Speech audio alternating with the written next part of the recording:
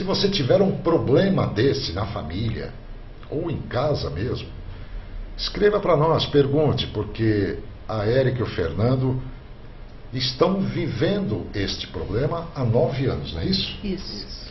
Então, ele já tem um conhecimento bastante grande sobre este problema, embora o caso do Natan seja de paralisia cerebral. Existem outras patologias, mas algumas que nós já falamos aqui já estão sendo até curadas. Então procure se informar, porque a célula-tronco já está sendo usada aqui. Se você tem alguma patologia que se encaixe no uso nacional, procure. Não vá para a China à toa, né? Que é muito caro, que é absurdo, não? É, muito caro mesmo. São 70 mil dólares? No total 70 com a terapia intensiva. Não, é 70, porque tem que fazer. Não é? Sem a terapia, o tratamento não tem aquele complemento indispensável. Isso. Vocês estavam me explicando que a musculatura precisa ser fortalecida e as células precisam se educar. Exato. Interessante isso, viu? Eu queria saber uma coisa agora. Como vocês identificaram esse problema no nascimento do Natan?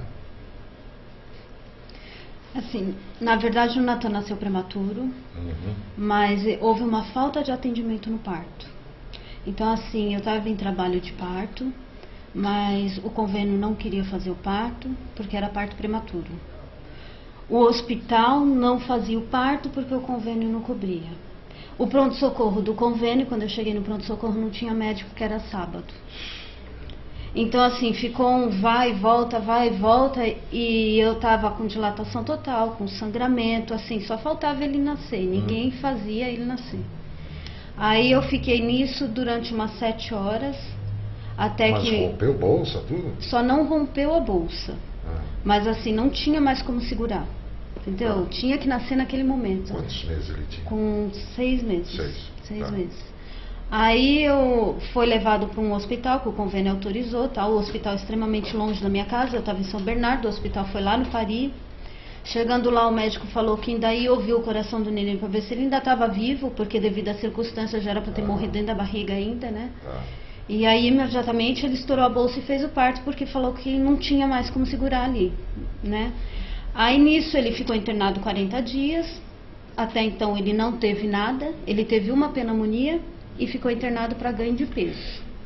Uma curiosidade, ele não teria tido falta de oxigenação não, né? Foi o que ele teve. Só que assim, até então ninguém falou nada, entendeu? Ele foi tratado como só um prematuro. Com 6 meses eu levei na neuro, porque ele não sustentava a cabeça, ele não sentava. Aí foi feito diversos exames, tomografia, ressonância, eletro, e ela disse que ele não tinha nada, que era um atrasinho de prematuro, que não devia se preocupar, que não ia fazer diferença ele andar com 1 ano ou com 1 ano e 6 meses, entendeu? Nesse esquema.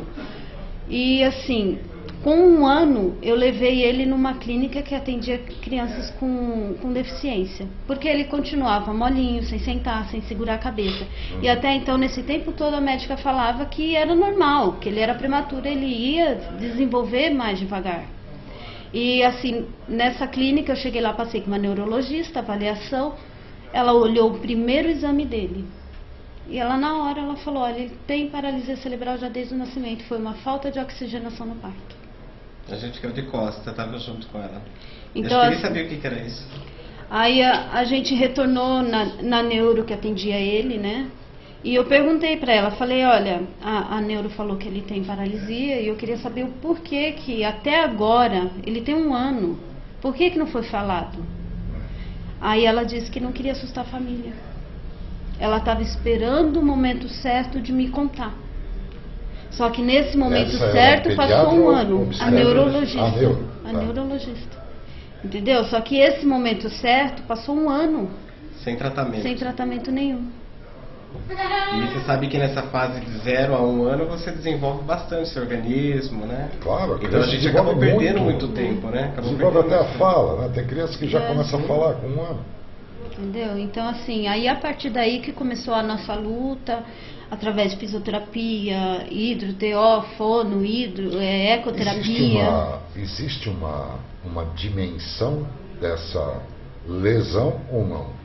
Assim, a lesão dele afetou totalmente a parte motora, a parte intelectual dele não foi afetada, ele compreende tudo. Tanto é que agora ele está na primeira série de uma escola normal, estão sendo até trabalhado o fato dele aprender a ler e escrever com o uso do computador, já que ele não tem a possibilidade da escrita com a mão ainda. Né? Então, assim, a compreensão dele é perfeita, mas a parte motora é totalmente afetada. Ele ainda não consegue sentar, nada. Também é perfeito. Perfeito. Ele entende tudo como se ele, como uma criança de 9 anos, entendeu? Só que, assim, o corpo não faz o que o cérebro pensa, o que ele... Não há coordenação. Não há o coordenação. corpo não responde. Isso. Talvez por falta de estímulo do cérebro, de comando do cérebro. Do comando do cérebro, ele não consegue fazer...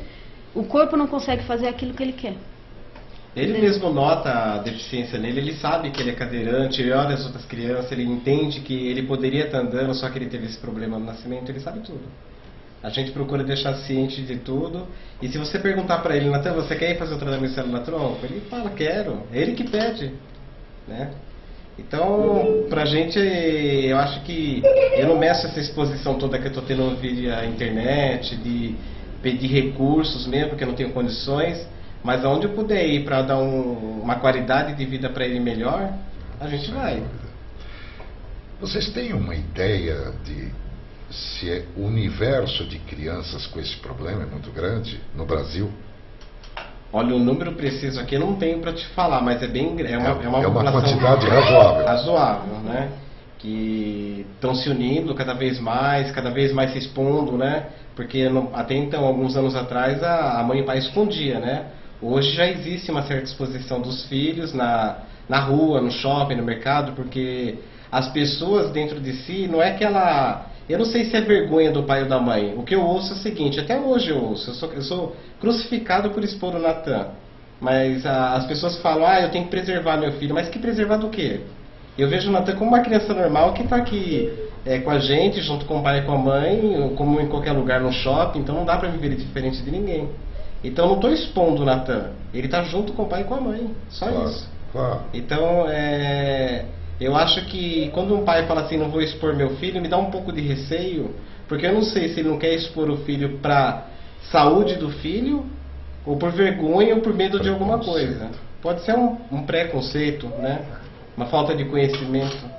Mas eu acho importante a gente realmente mostrar essas carinhas, brigar pelos nossos direitos, ter acessibilidade nas vias públicas aí, porque a gente precisa disso, olha aí, né? Né, Natan? Aliás, antes de iniciar o programa, eu passei a mão no rosto do Natan e ele sorriu para mim. E o olhar dele fala muito, viu? Ele tem uma alma linda, esse menino. Linda. Então, já que o Fernando tocou nesse aspecto que eu acho importante, as crianças, por mais deficientes que possam ser, independente da deficiência até que tenham, as crianças não devem sentir isso e não devem ser tratadas como tal, porque isso só serve para aumentar o sofrimento delas.